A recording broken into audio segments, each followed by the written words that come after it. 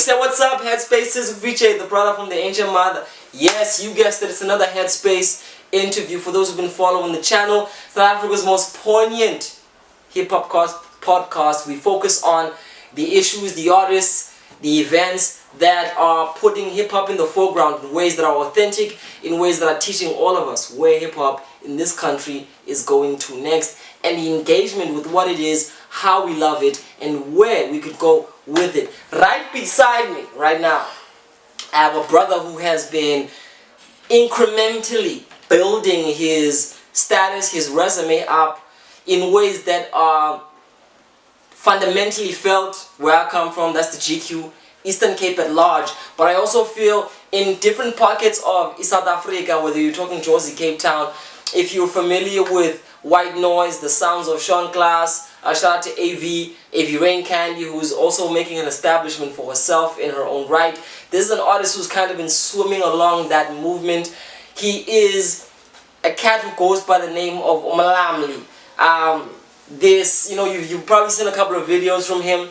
He's this mysterious, goggle-eyed, weirdo lyricist wonder extraordinaire who basically surfaces when the chance provides. And right now is a rare moment to catch the man in action and steal him for a couple of minutes and actually ask him about what possibly could be next in this, what feels like a grand master plan. Because so far what we've been hearing is massive. The joints are massive. We'll point links in this description. We'll share a whole lot about the music for those who are not familiar with who's standing beside me. But an MC, a trapster, an artist, a musician, a lover of hip-hop, an understanding of pop culture that's been metamorphed into a real keen sense of how to balance pop from authentic. Ladies and gentlemen, the man, the myth, the legend, Mlamli. What's happening, fam? I'm good. I had to give you the I appreciate it. Great entrance. Neutral. I never thank you. Yeah. That's what it do, man. Like, your work speaks for itself, and when people get on this couch, it's because their level of hustle, their level of ethos and professionalism has gotten them to the level where we as the Headspace feel like the story is something that has traveled so far that us channeling it into the rest of South Africa is just an inevitability. Sure. So I'd like to start by introducing the rest of Mzansi to Mlamli. So just the basic biography. Where you from? How you came into the love of this hip-hop shit. Yeah. Tell us about the story, man. In the beginning there was Mlamli and 24th of August 1996, yeah. In Cape Town, Groote Steel Hospital, where I was almost stolen. Oh! Here's some Gqeberha shit. Well, okay, like I say, can I? Yeah, but that's a lick up, 96, and some Dana, and some people free me as an elder, but I feel like I'm just progressing through life, making music since I can't remember, but I remember doing covers at Transporting for people that liked songs because I just memorized everything. Like, I remember dancing, I remember feeling so enamored with music that I can't wait to go to Makulwam because my cousin brother is there and he has all these cassettes and CDs and vinyls and all these things and chess and books and there's all things that are just so hip hop. Shout out to Wu-Tang. So that's me, man. I feel like I'm a student and a child of the genre, but at the same time I feel like I'm just a human being that's going through life. Because even with the hip hop, I had music on the other side. My mom is and my dad, and it's my family is just people that enjoy music and are constantly. It was always in the ambience. In the time of Bedala, their favorite joints. Yeah. You mentioned your cousin brother, who from what you say was a pivotal part of you getting into rap, hearing rap. Sure. So I want to go to that place where you grow up, and this is in the atmosphere of your surrounding. But when was that moment where you were like, shit, I can do this. Nah, as Mlamli, I can scribble some raps, and they're actually pretty good. Okay. When did you know that you could rap? The first ever rap I wrote was in grade 5, man. This guy, Usihle, shout out to him. And I know about Sashala bye, but been in contact a couple of times throughout. See, if you're watching this, this is about you. Then he just asked me a question. He was like, yo, why don't you write your own stuff? Because at some point, like I was talking about the covers that transport in, and I used to anything for anything. You got it, you got it. Like I would listen to songs, hold them, ask my mom to buy a cassette or CD, and just be in there in my melody with that's even. So you all perform at a young age? Yeah, like I enjoyed it. Yeah, like, I enjoyed doing that. Like I'd not be in front of people. I don't care being in front of people. Yeah, but if you be like, yo, my nigga, hey, I like that song. Because there were no like Bluetooth speakers. At that time. So you were the Bluetooth speaker. Yeah, you know, like you were the extension that people had to connect to the USB. You understand? Yeah. People would be like singing 50 Cent, like, and they say camping. I mean, so what grade 7, like senior camp, then go for my Model C schools for allowing black people to be in there. No, I mean, shout out to the parents that sacrificed everything. Yeah, boy, no, thank you, Joe. So we went on the tour, yeah, boy. Come we in the mirror, yeah. And what's the song by 50 Cent now? First album? Nah, it's something with G-Unit. It's something for a video game. For Bulletproof. Oh shit, the 50 had the video game. Yeah. Yeah. Now I'm waiting for this thing. And the PlayStation 2. Yeah, bro. So,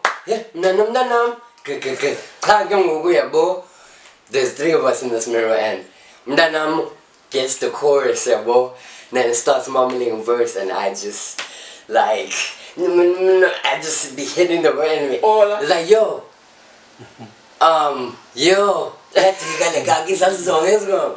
then like my other friend was like, yo, you should write your shit. You should write your own shit. Yeah. So that continued. I kept ignoring. That continued, and it was like, yo, man, let me try. And I was in class, and it was just doing nothing.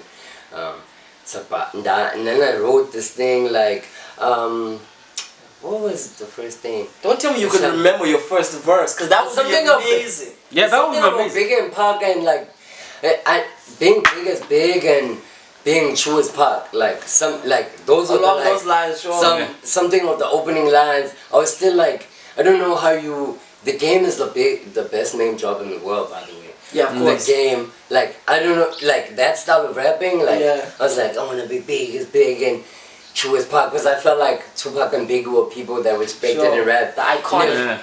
And if this nigga is telling me I should write my own raps, then these 2 people are the first people that I should study, and these 2 people are like the truth, and these 2 people my cousin brother plays, them and DMX and Jay-Z. So it's like, oh, okay, those are like along the lines of my first raps, like. But then I stopped and was like, oh, shit, whack, because I always been critical and like even as a kid even my mom recently told me that like yo ndiyakwazi ke ngezinto like uyathanda uthatha ixesha lakho ube perfect I can't be perfect. I'm like, man, my mom knows that. Like ngiyabona noma zandenza nangiboni nomntana lento. It's like so it's like isn't this that way? It's like Diega, because I'm whack. And then I chilled.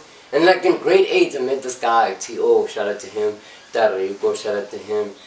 Like I saw people, IP, was a Motherwell. And they know about your Mazu. Yeah. That's IP. Like we were grade 12, we were grade 8. And then I went the Lawson Brown. Yo, like, he did a joint like, leave me alone. Leave me alone. Feedback. Leave me alone. Was that the one with Elijah? That was just the solo one. Yeah, he was a solo. He was solo on that one. Leave me alone. Shout out to IP. Popping the check. I was like, yo, like, people can do this. For everybody who's watching this, these are some PEMCs, so if you feel a little bit left out, we might post some links in the description if you can find them. But Mlamli, you're charting your path with rap. Sure. It all begins, humble beginnings. You're learning how to become an embodiment for music. Sure. A friend tells you, yo bro, you start fiddling with that. You gain a little bit of confidence by seeing your peers and cats a little bit older than you as Zikula Scala. You emerge and you become an MC whose abilities you're pretty confident in yourself. As much as the perfectionism is still there. I want to know, when was the moment that got you from just writing rhymes for yourself and the people around you to actually stepping inside the studio? Because the rest of us, we know you from being part of White Noise, we know you from doing your own solo shit, and so I want to help the masses kind of get to that place where you got to the Mlamli we know and we love. How did you get to that place? Introduce Master T.O. Master T.O. is a big brother. Shout out to the big homie. His name is T.O. Master T.O. is a rap name because it's complicated, but I just had to because people are gonna see the interview and then things are gonna happen. But I just wanna get things clear. Let's get things. So it's Valentine's, yo, and I'm like, I'm this kid that likes music and sees these people IP they performing. Like Lawson Brown is the first school where like people were rapping like shout out to Lawson Brown High. In primary school, people had talent shows, but most people would dance, so I started dancing. But then I always liked music, but the same cousin brother that used to play shit for me told me one day, you can't sing for shit. I'm like, man, I'm trying to get better. He used to watch Shizness and I would want to switch it off because I want to control and we'd fight about the shout out to Shizness. Shit like that. And so, at that time, I used to think about getting to a studio, but it was never a thing that I could do. It was just something I saw on TV, something people did, something that I could just mimic, that I enjoyed mimicking. That's why I can even study artists now. It's just I did this for fun. You rappers are lazy to do this. So it's and then I met T.O. and T.O. was my friend. He was quiet. He was a chubby dude that played basketball. I'm like, yo, basketball, whenever my nigga they wear that's what it's doing. My man, but my man told he really liked 50 Cent. He wrote rhymes, and his rhymes were way better than mine at the time because I didn't understand what poetry was. I understood poetry and I understood rap and I understood how the two come together. It's man, in grade, side story, in grade, I'm not sure, I saw this girl that I had a crush on and I just wrote her a bunch of poems because I used to listen to Neo, and Neo was just my god. Oh, big, I'm like, yo, I'ma study this R&B. That romantic idea. And I'ma write her these poems. For me, I'm in that. That codependent, sacrificial stuff. It's my writing process and my music process are completely different. But it all comes together at some point. And then T.O. and Puerto this one time, it's Valentine's Day again. Is the studio plug? Yeah, Puerto Rico's a studio plug at his back room there. He has a shack there, he's a student, he has a PlayStation mic. Recording Rockstar, most the games on PlayStation. Rockstar. The thing was written Rockstar. I'm like, yo, just need to finesse this, put it in his PC, and so the speaker used to be somewhere here, and the mic used to be here. There used to be a sock, and then another sock. Yeah. It'd be Tarico. The speaker used to be here, so you had to rap a certain way, because the music would be really low, and then and then you had to learn to rap a certain way. Barely hitting the beats, and that's how I started getting into studio. on people's back rooms. LT, I don't know if people know these guys from Missouri. They even had a tweezer ad, like a tweezer ad. Yeah. Please, cats. Coscam Patrol. Oh, we know Coscam. Yeah. I wish I could like make a documentary about PE hip hop and people would see it. Like, it's too vast. Yeah, it's too vast. That's what we're trying to do, and you're part of that story.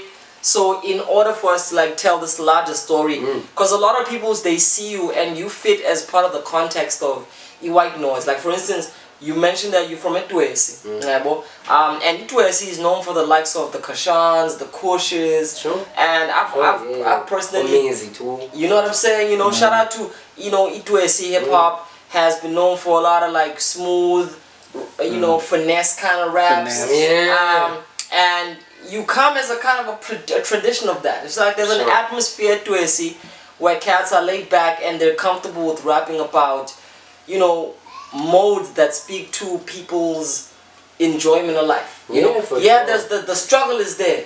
You do attend to the real depth of the human experience. I've always loved how Ituesi cats can easily just tap into umnand. And there's still that infectious thing about you that says the MC that enjoys what he does. So as a result, you can't help but just be taken over by the fact that you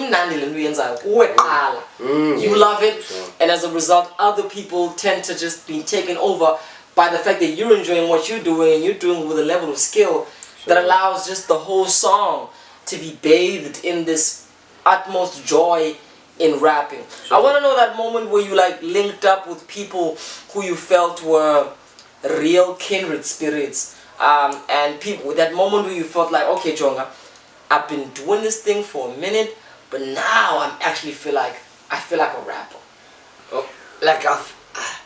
The moment I decided to rap, I felt like a rapper. Okay, no doubt. Okay. When no one, like, I believe you, as much as you don't know who you are, but you are who you say you are. Like,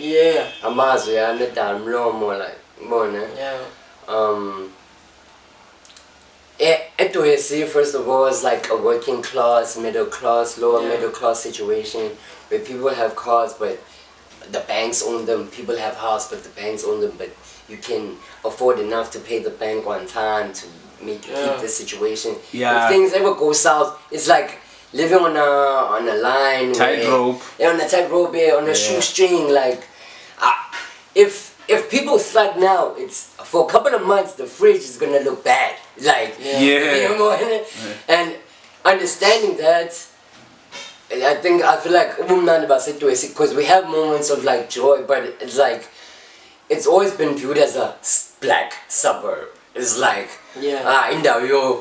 cheese. It's like, I mean, it's a good looking. Like the circumstances, I agree, and it's better than the most. But don't be the people that are there are not. Are not affluent. It's not all money, dog. I work and the bank decided they want to give me money. It's like the bank saw these. I produced a certain amount of documents. The bank saw that and be like, oh yeah, we can give you money. It's like, it's not like I'm well off than any other black. It's like, yo, they still shooting, they still killing, they still selling drugs, they still selling alcohol legally, they still, my friends that I grew up with. You're speaking of something crucial, Mlamli.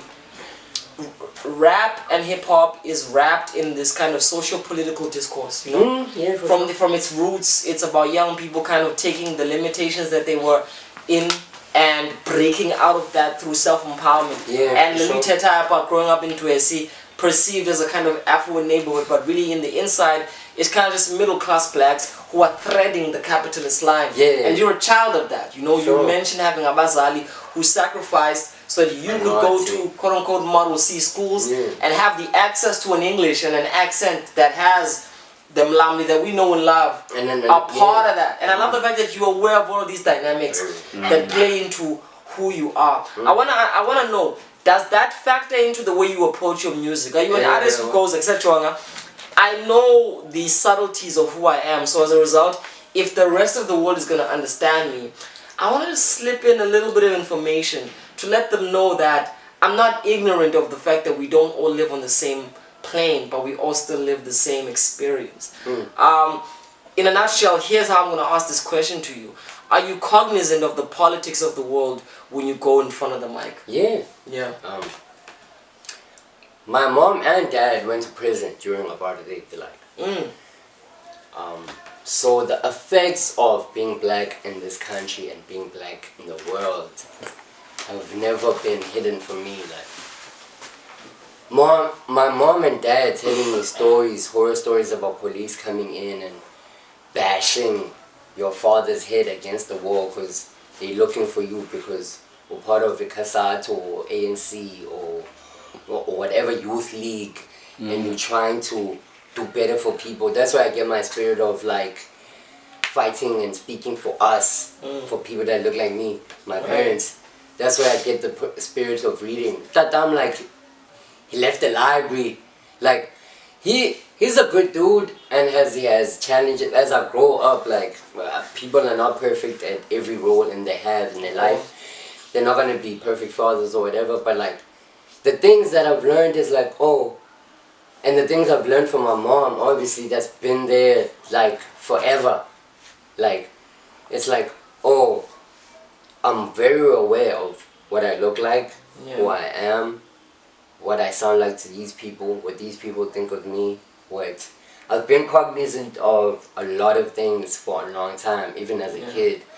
I wasn't, like, I'd play with other kids, but like, certain things would happen and I'd just not play anymore for a while because you did something. Come on. And I just think about things longer than most people overthink.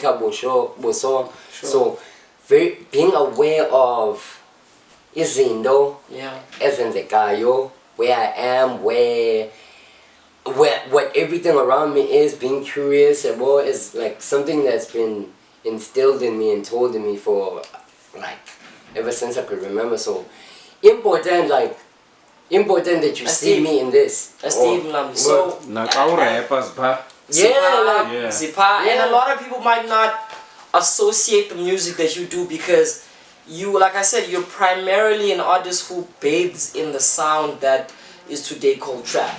And a lot of that sound is geared towards a kind of escapism. It's saying, yo Chonga, the world is already fundamentally fucked up. We need to find little hotspots and moments where we get to kind of create and cultivate ecstasy, out of body experiences, where we remember how to tap into the highest joy. And it's interesting that you say now you do that kind of music, but at the very same time you're cognizant of the political effects around you and within you and the kind of embodied identity that comes with being a South African. I want to know, do you have a conscious intention with your music, or is it kind of just something you do to allow the deep emotions within you to flow out, or is your music at some point something that you choose as a vehicle to send some kind of a direct message? It can be both, it can be neither. I'm really interested. So, me thinking of consciously making music, it's like, there was this one time, at my cousin brother again, had like Hype magazine mixed. Shout out to Hype. So, there's a proverb song there that speaks about hip hop. On one of the Hype sessions? Yeah, that speaks about hip hop. Which one was Rise of the Underdog? Nah, listen. It goes, travel here and far, on my mind, I got everything I've been through. Just to show hip-hop mentality. Hip-hop mentality on the first album. That's my first. That's my hip-hop mentality. Hip-hop mentality. I invite you to come and see through my hip-hop mentality. This is a passage into the mind. You can travel into the rhyme. That's where you can have when you. Shout out to Verb. Verb watches the channel, by the way. I hope he's watching this episode. Listen, like, it was Christmas, man. November said Christmas. And like, I didn't give a fuck about having clothes. That's it. Now listen. The second at this point, like, we used to spend Christmases in Joza, Makulwan. Sure, like, family and yeah, like, yo, like, it made everything feel like, it made everything feel like, yo, I don't understand that, you're like, yeah. Like, he was talking about a way of like thinking about life through hip hop that's like, yo, bro, hip hop mentality, man, like, he really like he embodied, like, he said, like, those, like, I'll never let go of that song ever. Right. I try to find that song every time. So that song was fundamental in your coming to consciousness of the fact that what am I? This isn't just a hobby. This isn't just a skill. Way of life. But it's a way of life. And if you're aware of who you are and you're aware of what you're about, then you know how to do it and you know why you do it. That was that song. Yeah, that, like, yo, like, and the left good dreams and the right bad memories, as it seemed the gift of right to be sending me, like, the gift of rhyme, dog. Right. Sent you, like, yo, bro, proverb, like, if you ever like want to like see what I hope Proverb sees this. Oh yeah, like, if you ever see like what being conscious of yourself does to you, what being conscious of your surrounding does to you, like, look at that man, like, he was a rapper, sure. Right. He realized, oh, my type of rap is the type where I'll probably have to keep a 9 to 5 and use my other talents as well. Yeah. It's not the type of rap that In this country at that moment can really be my exclusive source of income. Yeah. And being aware of that, like, is not a bad thing. Cats like, oh, on artist mentality is like, yo, all or nothing. You know, it's like, yes, all or nothing, but there's certain things I will never sacrifice, like my family. Yeah.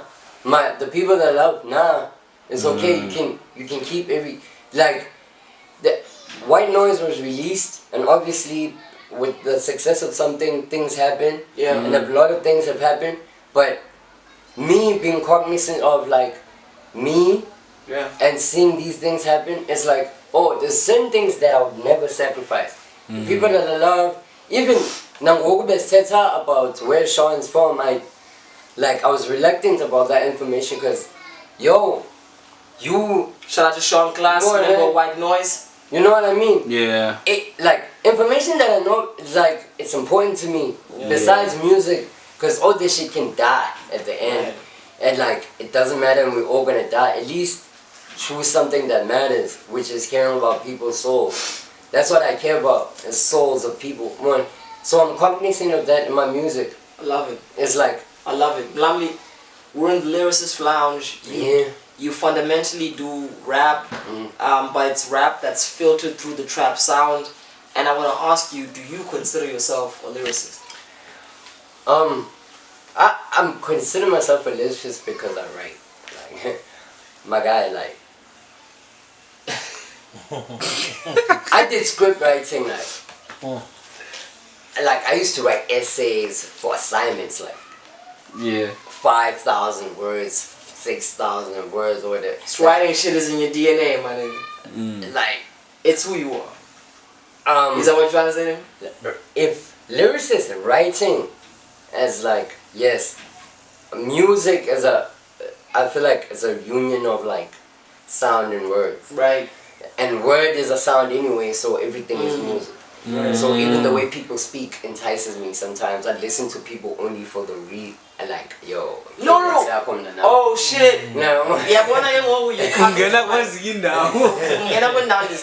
Because talking about Mlamli cadences abantu, you have a cadence about you that I feel sets you apart from a lot of your generation, your peers. I mean, you've come up with some of GQ's best.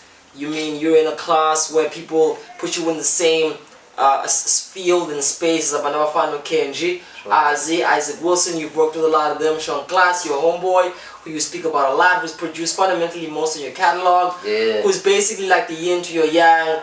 And I feel like being part of that whole mist and generation of the trap wave as a GQ, it really interests me in the fact that do cats really listen to the voices of the people around them? As the Headspace, I personally speak a lot on behalf of the rest of the members of the podcast, but about this whole idea of who do you rap for?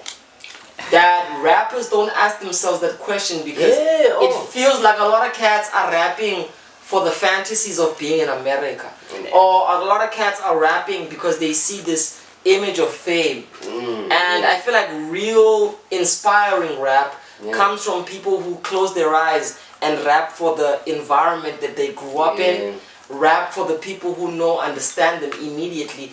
Therefore, they are able to tap into the general human experience, but through the voices of those around them. And I love what you just said in fair to about listening to cadences about and being like, because rap is primarily something that uses the human voice as an instrument. It's how the human voice can project the range of experience in musical format. So I want to know, do you approach it like that? Do you go and listen to your own environment?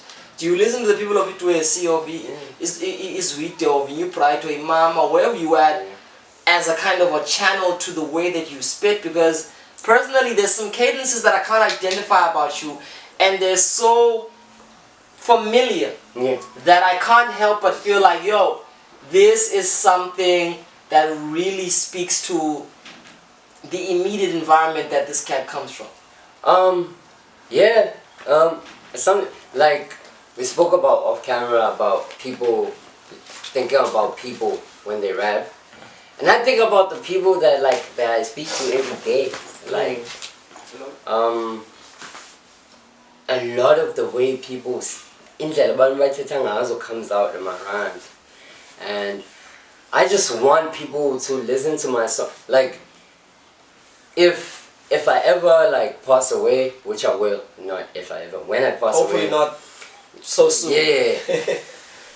Someone looking at my songs could be like, yo, I used to say that, or I used to, that was my favorite saying, or quizzing to talk about more than come about yo, nanami teta kamano, like you oh, you like that when I say that, huh? You like that, yeah. So with me too, it's like cadences abandu. I enjoy them and I listen to them and I mimic them.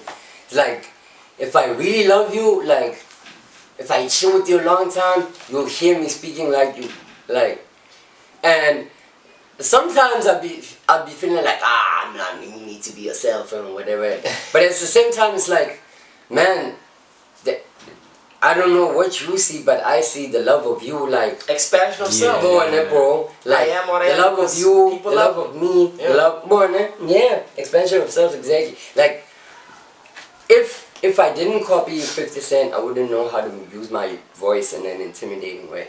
Like if I didn't copy Jay-Z, I wouldn't know how to be so slick. Like if I didn't copy a DMX, I wouldn't know how to put so much energy. Like if you put Rough Riders anthem in anywhere, you know what I'm saying? You stop, you drop, you roll it up, pick it up, shop. And it's like the same things that you learn and pick up from people that you can't learn by yourself, and that's why I appreciate human beings. Crucial shit. So now that we get into that, what do you think of the massive influx of cats, your peers and younger, who in the trap lane seem to be so heavily inspired by American cadences that it kind of loses touch with where they're from?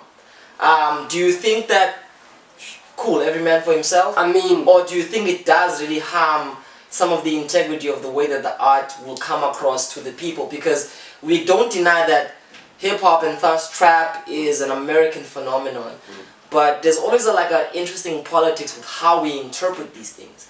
And if you've been watching the Headspace, my main thing is it's very important for cats who are inspired by anything that comes from outside of their environment to find a way to make that work within their environment first.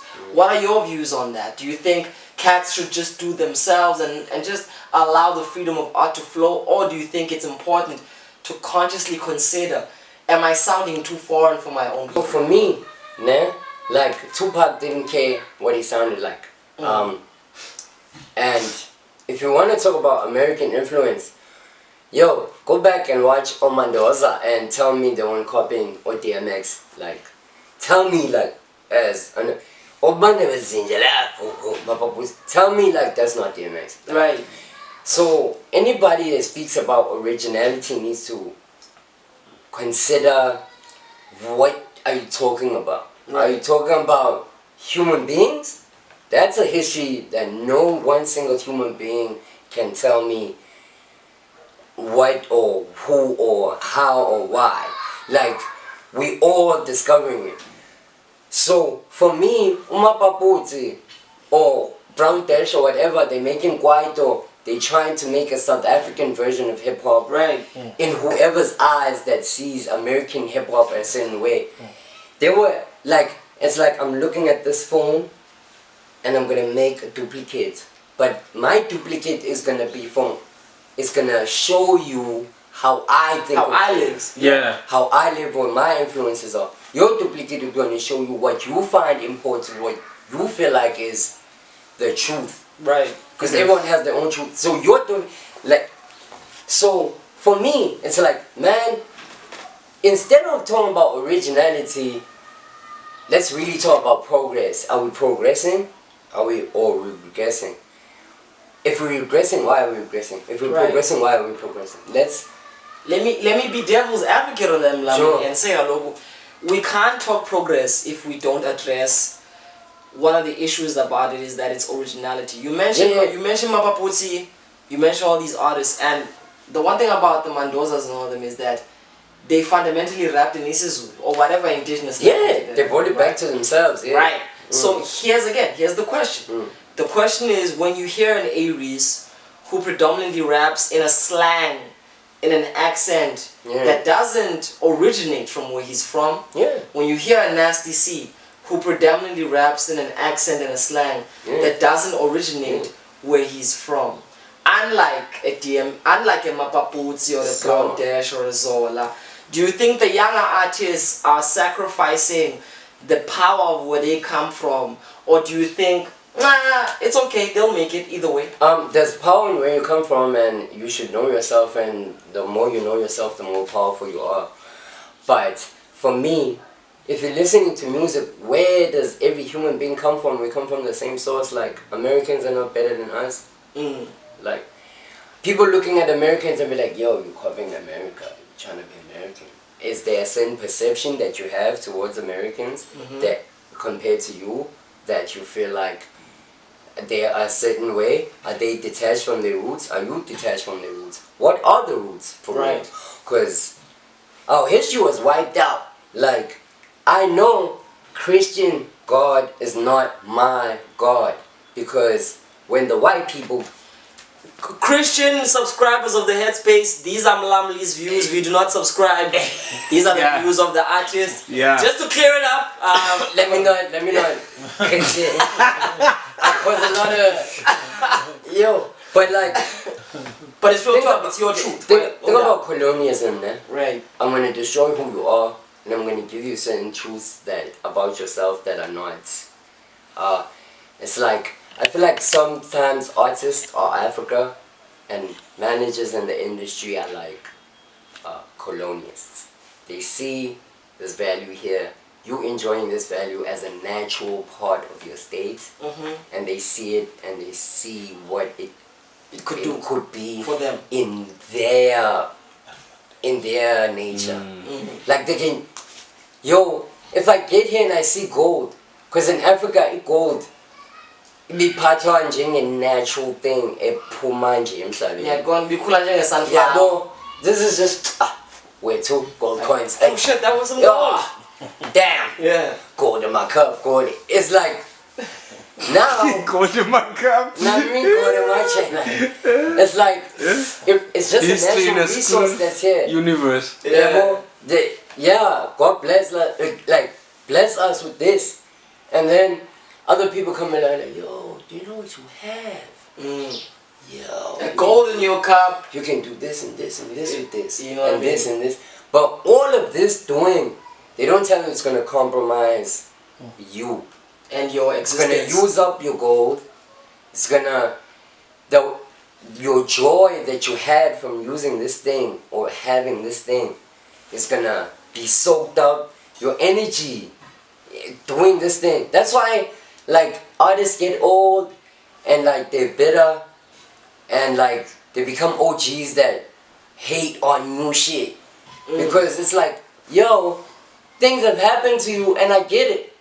But at the same time, it's just the world, bro. What did you think? You were special? You're not gonna experience pain? Like, what did you think? You think like every empire that has risen has fallen. What do you think you are? You're a human being, dog. You're gonna experience everything. You're a human being, and you're denying certain experiences because you think you're better than other people. Or it's like if I see a prostitute, and I've had conversations with those people. Those are people. Those are people. And it's like, yo, you're a person. Like, what's stopping me from ending up where you are? Like, what's stopping me from not, like, not to cut you off. Yeah. Ending up where other people are, not being exempt from experiencing the world in its highs and its lows. You are at a point in your artistry where you're beginning to stretch out your feelers and let the audience know what you are about. Off the record, we spoke about the corporate side of the world, and I feel like this is a perfect time to say, now what for Mlamli? You have kind of risen as an empire in your own right. And locally though, you know what I mean? You know, the rest of SA still has to know, but fundamentally if we're talking Ipai, when people say Mlamli, the generation that is in tune with what's hot right now knows who you are. So I want to know, what's next for you right now? Are there any projected visions, or are you kind of just taking it as you go along in that vein of the kind of experiencing the highs and the lows? What's next for Mlamli? Okay, for me, what's next for me is the next song. A better verse, a better hook, right? A better production team, better video, better thing. For me, what's next is the next thing. I don't know what it is, just like anybody else is watching me. I don't know what it is. Like, I create stuff. I have projects that I've created that I've never dropped. I have projects that are still being created right now that I don't know if I'll drop. Because I speak about things here that, man, you know what I mean? Because you're obsessed with perfection. Besides that, perfection is not, like, I don't, like, if I put out a whack song, like my girlfriend would tell me a song is whack. Yeah. Sometimes. And I still put it out. Because that's how I feel. And that's how I feel right now. It's all about what I'm experiencing. So people watching, just know it's about what I'm experiencing. I'm a human being, and like, I'll fuck up. I'll cause people pain. People will cause me pain. I'll fight with people. Whatever any other human being in my position has been in before, I've experienced, and I'm open to that more. But experiencing it in my way and getting what I need, what my soul needs from it, is the most important thing. So it's like, I don't know what's next. Right. I hope it's better, like any other human being hopes to progress. Yeah. But yeah, that's all I can say, because there's always the next song. It's like, man, Miles Davis made music until. And his best album was probably the last shit he put out, because he kept reinventing himself. And Jay-Z is 50 something and he's still spinning verses, you know what I mean? Like Nas is, you know what it's like, you don't know what you are, you don't know what your soul contains. It's but the question is, are you putting out something? A project? Sure. Yeah. A project, an EP, I'm or always working with something. There's a couple of projects that are complete yet. Are they coming up? Is 2023 this year? The year that they see the light of day? There is one that I'm planning on. You know? Okay. The others, I'm just enjoying. Like, there's a admin and a corporate side to putting on music that's like, to artists, because it's like, let's create stuff. Let's not with the and what's new. Yeah. That's the artist. Like it's like I want to create stuff. I don't want to work on a system. But I understand both because I did math and physics, and more it's like my mind is like I can understand my friend. One of my if it's commercial, I'm talking about Jay-Z moves, like beat Jay-Z, like that's because Kendrick is. That's one of his favorite rappers. It's like if you're a commercial rapper and accessible, like you're gonna look at Jay-Z or Dr. J, like bro, that your mind needs to adjust in both environments, and it only takes a certain people.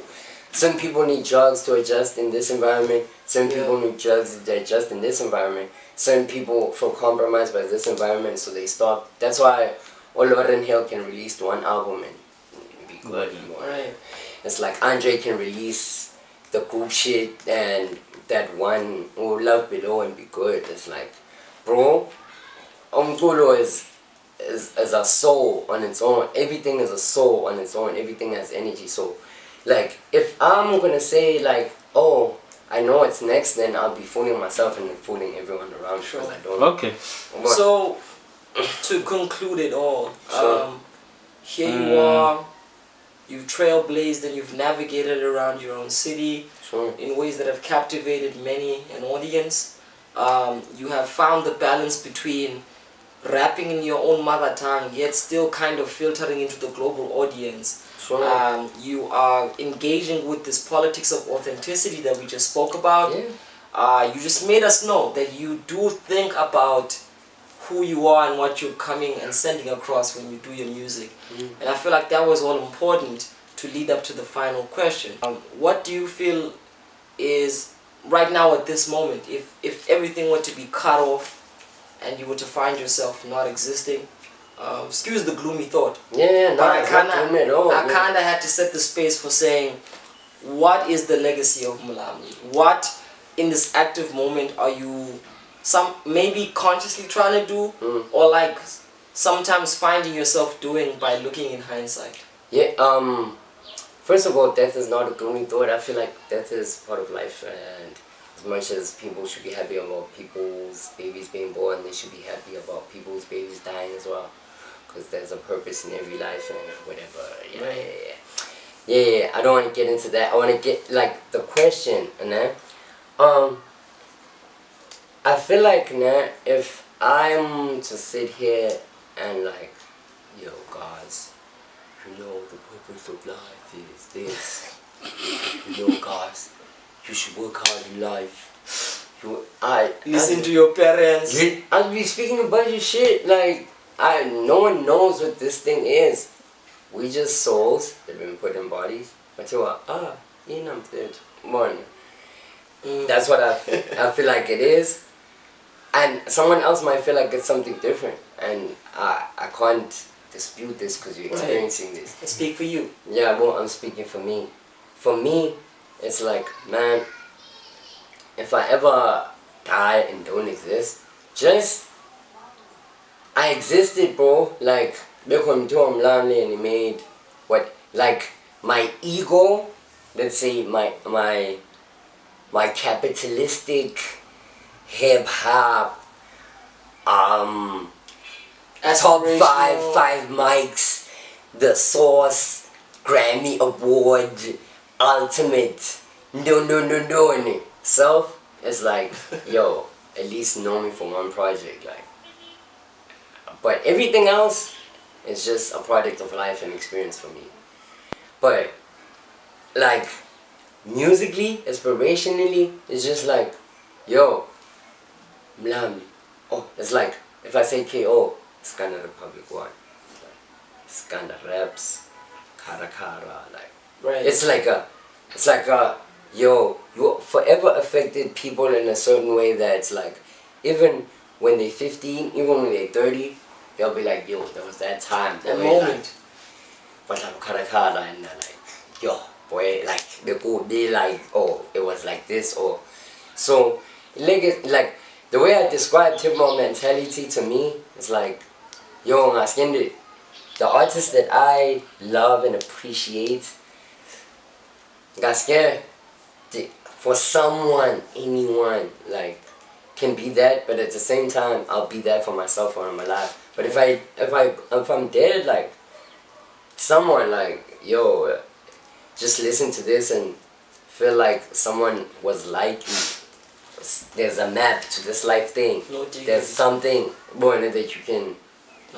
Yeah, born, because I'm the reason why I read or learn how to do things via books or studying people is like I wanna see how to do this thing. Yeah, bro.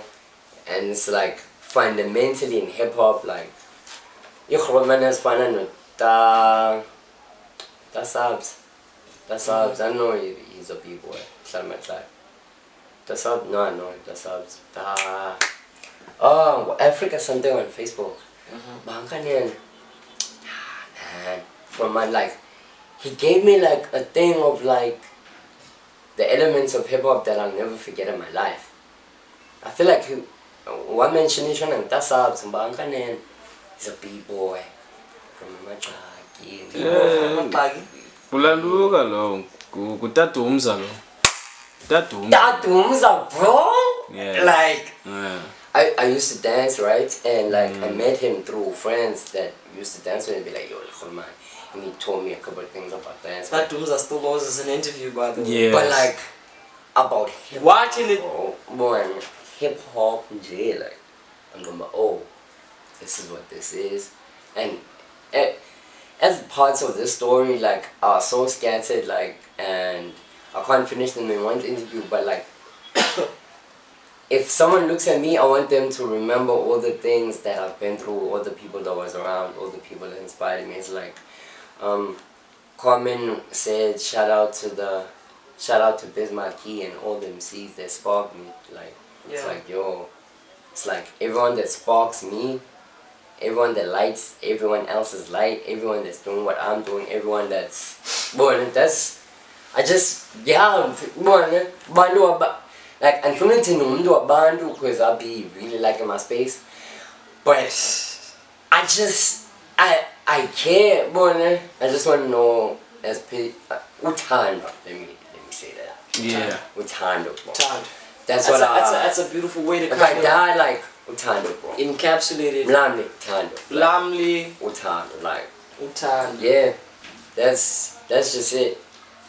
For all of those want to check out this amazing artist, links in the description for every project that has kind of resonated beyond the immediate space. You've heard the story, you've heard the man speak for himself. Mlamli, I want to thank you one last time, Jita, for gracing us with your presence and for talking live. Hip-hop and ultimately love, where it all stems from, because we all understand love in our own ways, and I do think that everybody who's doing anything in the world right now is motivated by love, some kind of something. Even the things that we sometimes look at good and bad. Exactly. So shout out to you, manifesting the highest version of what you feel love is about. May you shine, may you progress through that. Any managers who feel like they want to interact with this cat, supporters, people, talk to us in the comment section about anything that was spoken of during this conversation, because it is a dialogue and a constantly developing one between you and us. Hip Hop Siaka Yonge, my people. It's 2023, first episode of the new year. Mlamli, you starting it off for us. Thank you so much, bruh. This is to the headspace. This is the hip hop growing ever after until. Mlamli, all the best. All the love, and ultimately I think I just want to leave you with one last words to the people who have been following your music. What's it up? Listen to my stuff. I appreciate you for listening to my stuff. Listen to my friend's stuff. AV Sean Class, no doubt. Everyone that's affecting. Yo, shout out to Kafi. Shout out to Kafi. Shout out to Sanji, bro. Shout out to Ocom, bro. Just like if you wanna know, just shout out to Toscam, shout out to Darego, shout out to Da Brown, shout out to ULT Lunatic, shout out to Dadumza, shout out to like everyone, like there's a diss track that I was listening, oh Jamaica, what's the rule? I'm like, yo, shout out to these people that we listen to Benzi Ngoma. It's my and you feel like but to just toss about and that's the only reason you listen to it because the quality is shit, but you don't care because shout out to everyone. It's speaking your language, right? Yeah, shout out to people that love this and shout out to people that love music here. Promo stuff. Chant is still on YouTube. Slump is still on YouTube. Hearts and Anvil, SoundCloud, White Noise on every platform. Right. More stuff coming this year. With it, to my many for my dogs, Opposition on all platforms. Those are my latest singles. Chant. Shout out to Diablo. Shout out to Don Cab. I might be saying your name wrong, bro. Shout out to yo, a lot of people, shout out to you guys, like, shout out to a lot of people, man, like, they know who they are, and I hope you see yourself through me, because I see myself in you. Shout out to you, man. Shout out to our beautiful headspacers. It all happens because of you. There wouldn't be a conversation to begin with if we didn't feel SA Hip Hop had ears and eyes that were present to witness this moment where artist after artist are born in the light of your criticism, of your witness, and of your observation. We love y'all. Naranja.